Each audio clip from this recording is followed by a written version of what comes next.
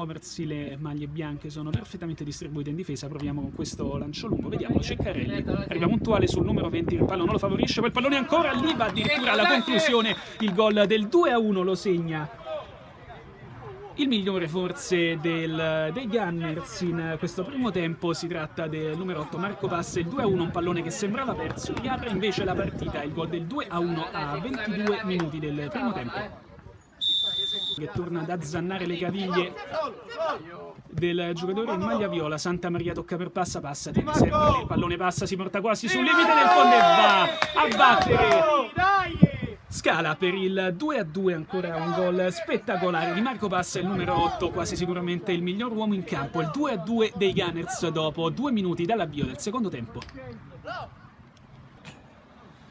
Pallone toccato velocemente verso il numero 8, il doppio intervento di Scala.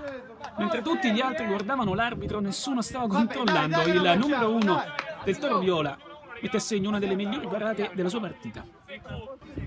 Calcio d'angolo allora per Gunners, è di nuovo entrato Passa, uomo per tira delle maglie rosse che batte corto sul primo palo ed è il gol che può valere 3 punti per Gunners, il gol del 3-2 che arriva a 4 minuti dal termine del match. Si è avventato Mazza sul pallone, battuto basso su calcio d'angolo da Passa e dunque 3-2 per Gunners a 4 minuti dalla fine della partita.